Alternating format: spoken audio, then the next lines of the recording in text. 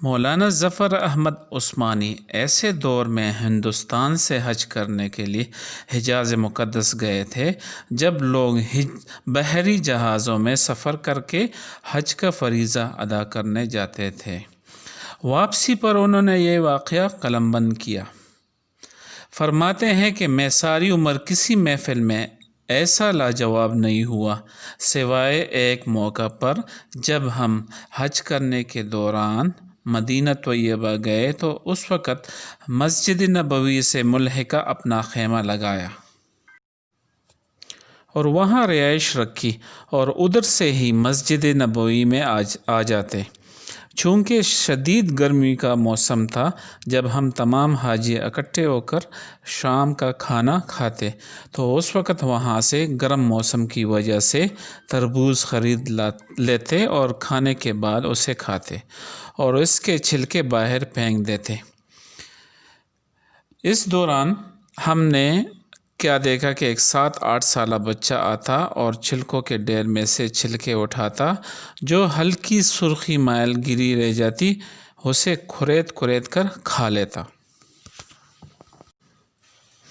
جب یہ معمول 2 روز تک دیکھا تو میں نے پیار سے اس بچے سے پوچھ لیا کہ بیٹے تم ایسا کیوں کرتے ہو؟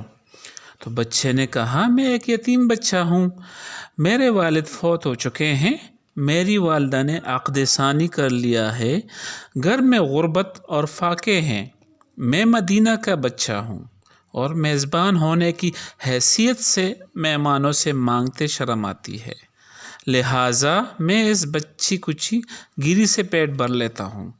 مولانا لکھتے ہیں کہ مدینے کے بچے کی اس فہم و فراست نے ہمارے رونگٹے کھڑے کر دیے، آنکھیں آنسوؤں سے بھیگ گئیں۔ بچے سے کہا کہ بیٹا اگر آپ مناسب سمجھو تو آپ ہمارے ساتھ آ کر کھانا کھا لیا کرو۔ بچہ انکاری تھا مگر ہمارے پیار بھرپور اصرار پر ہاں کر دی۔ مدینے کا یہ بچہ روز آ جاتا، ہمارے ساتھ کھانا کھاتا، آہستہ آہستہ شناسائی بڑھ گئی۔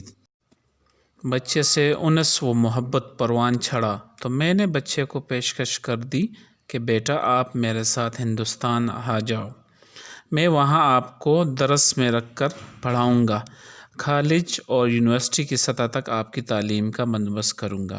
تو بچے نے کہا کہ میں اپنی والدہ سے بات کر کے آپ کو آگاہ کروں گا۔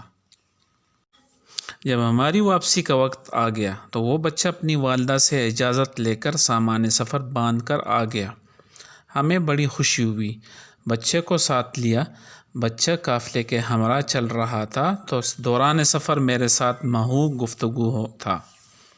سوال کر رہا تھا کہ چاچا جی وہاں ہندوستان میں اسکول اچھے ہیں؟ میں نے کہا کہ بیٹا بہت اچھے ہیں، وہاں مجھے اچھے کپڑے پہننے کو ملیں گے۔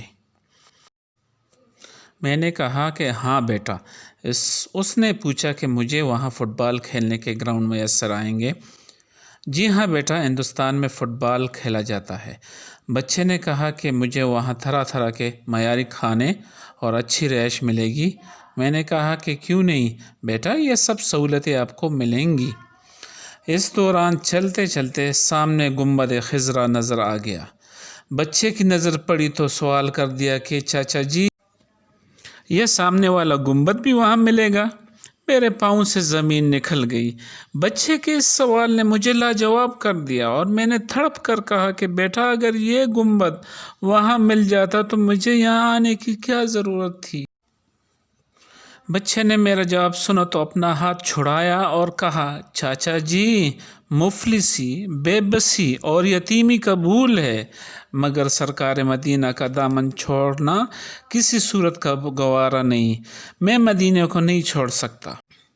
علامہ صاحب لکھتے ہیں کہ بچہ ہمیں روتے ہوئے دم بخود چھوڑ کر بھاگا اور نظروں سے اوجھل ہو گیا۔